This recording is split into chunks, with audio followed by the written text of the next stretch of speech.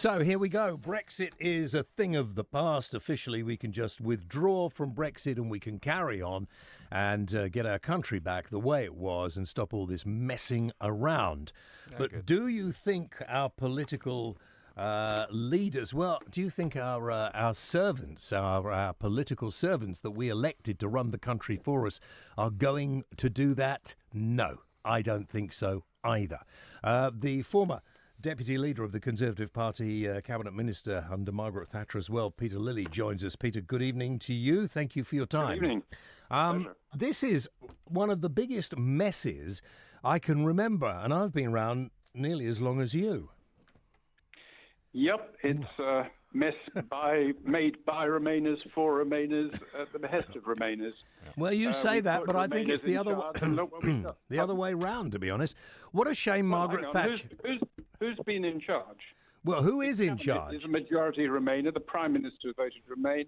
Her civil servants are madly in favour of Remain, and they're endeavouring to try and frighten us all to reverse the decision that 17.4 million people made in the biggest democratic vote in our history. Yeah, but you can forget all that because we're a country of about 70 million people, so it doesn't really make much difference. And to be fair, a lot of people... the voters don't matter? I'm saying that the referendum really doesn't matter, Lord Lilley, does it? Of course it does. It's hugely important. If you treat people with contempt, you get the sort of reaction that Macron's getting in France. And I hope to God we don't have that here. Well, we're likely to have it here because the people who voted that they wanted to leave the European Union seem to think, for one reason or another, that because there were just about 1 million more of them than the people who voted to remain, that is the views of the people of this nation. Now, Peter, you know as well as I do, it's not. That's how referenda work. The government wrote to every household in the country saying that this was a decisive choice, once-in-a-lifetime choice, which would be enacted. And that was what 550 members of Parliament endorsed when they held the referendum in the first place. You can't change it afterwards. One of the most important things in politics is that politicians stick to their promises. And if they say, oh, sorry, we didn't really mean it, we were lying, then you get unrest. Yeah, but it's got nothing to do with the politicians. And even that leaflet said Remain, basically, didn't it? The leaflet that went out to everyone said, you better not vote to leave, but if you do, we'll do it. Well, I don't remember the leaflet. I don't even think I read it. It was a waste of my money. In fact, I don't know why we bother to pay tax in this country anymore. We waste so much of it, to be honest. Listen, we need to get this country back, and if we crash out of the European Union, that will be bad for all of us, won't it? It won't be crashing out, it will be cashing in. We will keep £39 billion. That may be insignificant to you. You may consider it small change. Well, it is, obviously, to me. I'd ask the Remainers where they're going to get £39 billion to pay for the privilege of this withdrawal agreement. You know as well as I do that it won't make it... Which hospitals are they not going to build? Which schools are they not going to repair? Which teachers are they not going to employ? Why didn't you do it in the first place? Come on, this is a ridiculous argument. You know, if we crashed out... If we crashed out of the £39 billion is ridiculous. I think the idea that £39 million is going to make that much difference, billions, whatever it is, we wouldn't notice it at all. The government of the day would still find excuses to spend money on the wrong things. It's about time the people of this country actually, and I'm not just saying a bunch of people who think for some strange reason leaving their nearest and largest trading bloc is a good idea. It's about time that politicians had to reflect the views of the people of this country. And first past the post... That's why we had a referendum. First past the post doesn't crack it, does it? Well, we're not talking about first past the post. We're talking about a referendum which was held, which was won, despite the whole establishment telling people that it would be a disaster. The people saw through the lies of Project Fear. When are you going to stop using the term the people? You can't use the term the people because it was only... No, you can't. It was a minority of the people in this country. Well, and the majority... The majority is a minority. Then you give up on democracy. What do you mean by democracy? Do you mean that when a minority have a view you share, that view should be imposed on the majority? Give me... OK, I'm not going to argue what is democracy and what isn't democracy with you, because I don't think that politicians have got a very good idea about it anyway. I Listen. think I've got a rather better idea than you have. Really? Why And would yours you is think not that? in- Do because I not think that matter? people- Am I not a voter? Am I not a person? As a voter, you're all right. But as one of 17.4 million or 16 million, I don't know which side you voted on, but I think we should respect the majority, having told them beforehand we would, having told them that it would be decisive, having told them that it would be enacted. To try and reverse that now is such a betrayal, is so dishonourable. Really? I find it astonishing that even for the sake of argument, you can, and I presume you're only putting it up as a straw man, that... He believes it. I believe every word that comes out of my mouth. Do you really? Yeah, absolutely. And I hope you believe what you're saying. Otherwise, it would be a terrible, terrible situation that you were arguing something you didn't believe. I'm arguing what I do believe. I just find it hard to credit that you can believe anything so stupid as what you've been putting forward. But you That people's votes don't matter with what you're Lord saying. Lilley, I find it almost incredible that presumably an intelligent man like yourself believes the rubbish you believe. So where do we What go rubbish? from here? What rubbish? What rubbish? The idea that this country will The be idea so that much... majorities matter, the idea that democracy matters, Yeah. the idea that keeping your word matters, you think that's rubbish. Well, if you let me speak for a moment and didn't talk all over me, I'd be able to tell you, wouldn't I? Well, I thought you invited me on to speak. Well, I did, but I thought you wanted to hear what I said. Not particularly, but I will. I'll listen. No, to doesn't I'm matter. No, if you don't want It to was hear... me he wanted to hear. No, what no, I it said. doesn't. It doesn't matter at all. Just, I want to hear your questions, and I'll answer them. But if you're going to answer your own questions, then your guests are somewhat redundant, aren't they? well, there's always a chance that I could do both sides on the program, You'd and I like quite that. You'd agree with yourself. Yeah, I would do. I'd have a very good program. Yeah, you're absolutely right. I just wish that Margaret Thatcher was still here, that we cloned So her do when I. she was in charge, because she wouldn't have got us into this state. I entirely agree. This super I state. agree. Gosh, She- we're not yeah. agreeing. She wouldn't have got us into this super state that Peter, they're just- trying to All right, just impose on us. You didn't even vote. You can shush. Well, exactly. I'm Yeah. neutral. Could you just explain to me, because I don't understand, and maybe think of me as the representative of the Ramonas of this country. Just tell me how, when we leave, and even if we just don't pay them the money and leave and the world looks upon us as a bunch of whatever, how we're all going to be so much better off. Because we're going to do great trade deals with America and China and Brazil and anywhere else for that matter. How are we going to be so much better We're off? going to have to bail out the European countries as well. Excuse me. When the business leaders are telling us it will be a really bad idea to leave without a deal. Well, that's what they've always been opposed to change. But the sort of business leaders you're referring to, like the CBI, well, when have they ever been right? I was thinking of a Not friend me- of mine me called joining- Theo Pathetis, who was on this program yesterday, who said if this government don't sort this out, business in this country is going to be dramatically hurt. Well, I think he's mistaken, and I've been looking into what preparations have been made, both here and on the continent. There are no preparations here, and there's no plan B. You're simply wrong. You're simply wrong. Okay, tell There me are what lots it of is. preparations going on now, and on the continent. Yeah. The French government, for example, is currently, although it's not reported in this country, passing legislation to empower it, first of all, to guarantee the rights of British citizens over there. We should be doing the same over here for European citizens here.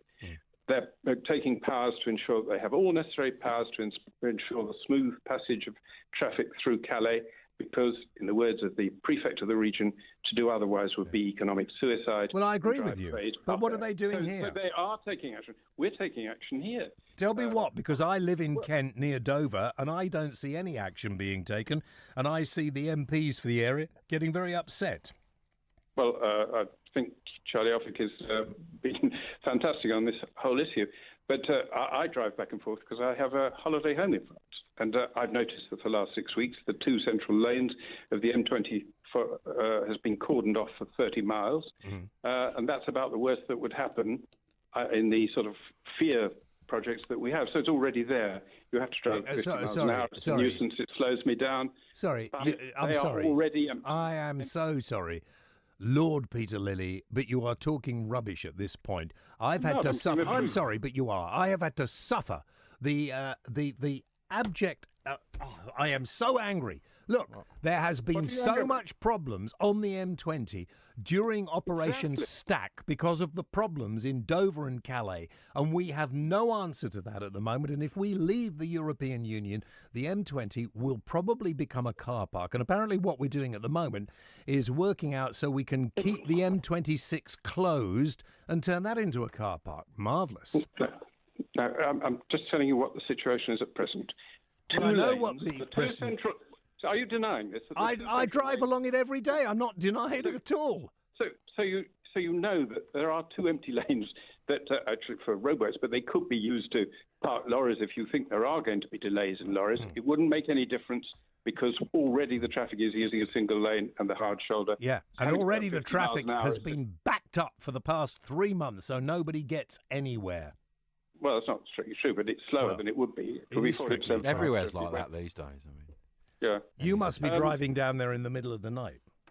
No, I drive back and forth all times of the day. You But- try driving down there in peak time. I'm not saying it's best, but why should it be any worse if those two lanes, which are present empty, had a few lorries parked on? Will they have lorries parked on them?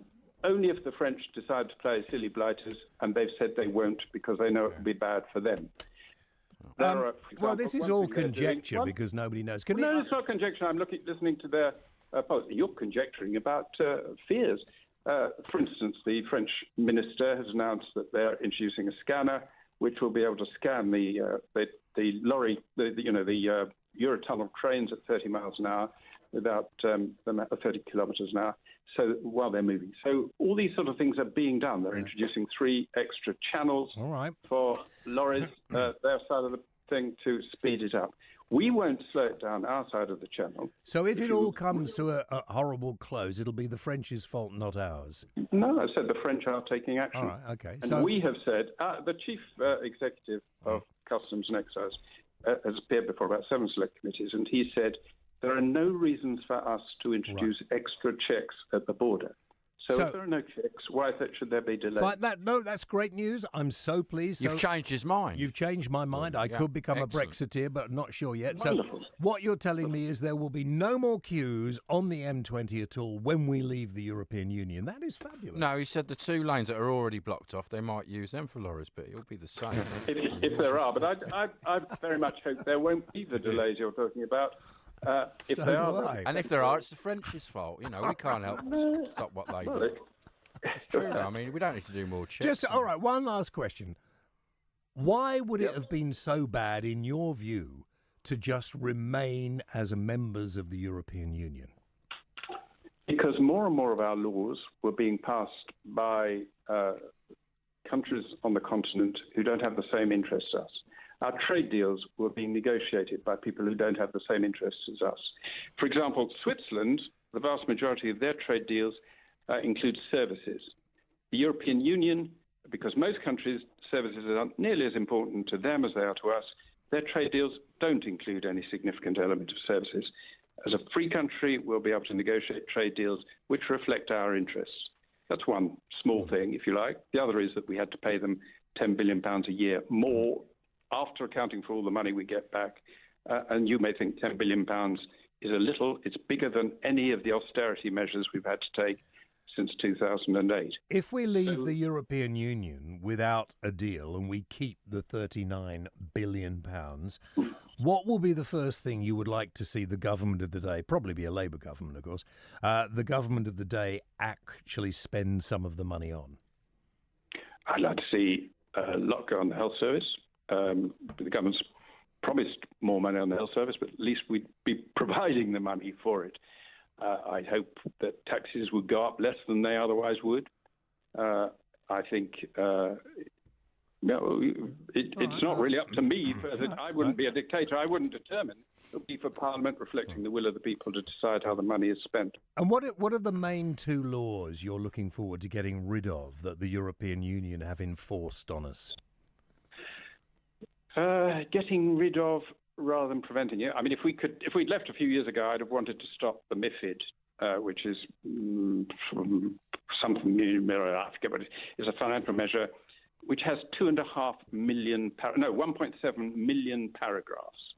It won't make any investment safer than they were before. It's hugely bureaucratic. Now, of course, once you've introduced these things, you can't just scrap them because people have gone through the whole costly process of adapting to them. But we'd be free from further of that sort of thing coming on. I don't want to scrap regulation. I want high-quality standards, but should be streamlining the regulation so there's as little burden on business as possible, and above all, not an obstacle to entry of new competitors and new suppliers. And too often, EU legislation is designed to stop new entrants and new competitors. And that's why Europe has been such a slow-growing continent. So what are they? We'd be better off governing ourselves. Yeah, one of the things, of course, a lot of people are saying that, we'll be able to get rid of the minimum payments to people. We'll be able to pay more or less if we have businesses what we want. Minimum payments? I'm not sure what you mean. Well, the wages. I mean, the wages. No, that'll go up. No, minimum wage will go down, won't it? The minimum pay is a piece of British legislation, which we will obviously keep. Oh, right. Okay. It's Tony Blair, wasn't it, that was? But don't you think, no one talks about how, they say how it would be bad to leave. Don't you think remaining in Europe could actually be very dangerous because Europe could be heading for a big fall? It is. Europe has either got to centralise a lot because they've got a currency with no government. There's never been in the history of the universe before a currency with no government. You need a government with powers to tax, spend, regulate, borrow, transfer money from rich areas to poor areas. If the euro is to survive, they've got to do all those things. There's no way the British people want to be part of that. Even under Tony Blair, he made it clear we didn't want to be part of that. So it's better that we govern ourselves, they govern them. We'll be a bit like Canada relative to the United States, Britain relative to the United States of Europe. But if they don't do that, then the euro will collapse and there'll be absolute chaos in Europe, which will damage us, but it will be damaged a bit less if we're not part of it than if we were part of it. Do you think it will hamper you as a holiday home owner in France? Do you think you will find it more difficult to go back and forth? No, not really. I mean, from time to time, there are terrible problems. When there was that terrible terrorist action in France for some months afterwards, there were much more severe checks. Actually, on the French side, particularly, I suppose it was the French customs who don't normally check anything going out. Well, we never check anything going out, do we? People come into this country, we never check when they go. We've never done that. We ought to. We don't have a system for doing so, you're right. It's supposed to come in, hasn't. Although whether it be a magic bullet for dealing with illegal immigration, I'm not sure, because how would you find the people that hadn't left? Well, quite right. Absolutely right. When everybody goes on leaving the European Union, we'll be able to get control of our borders. There'll be no more of these illegal people coming in here. No. Okay. Well, hang on. Illegal people. The point is about at present, anyone legally can come from Europe and live and stay and work. They're all very nice people. Yeah, and I hope they'll stay here. Well, the ones who are here, we should recognise. I was in favour of legislating immediately after the referendum to guarantee them their rights because they're our friends, our workmates, our neighbours. But that doesn't mean to say we should allow everybody else to come here unchecked. The number of people who've come is a major factor in contributing to the terrible housing crisis we have in Britain, which is the source of most of our social problems and aggravates all the others. All right. Lord Peter Lilley, thank you very much indeed, former Deputy Leader of the Conservative Party and obviously a staunch Brexiteer. Will be happy when we go. How many people will be happy if we don't pay what we owe? We do owe this money. If we don't pay it, how will we look towards other countries in the world? Are you quite happy to do that? And by the way, Walter Ego on Twitter, you make yourself look an absolute prat. I'm saying no more. Talk Radio, digital debate.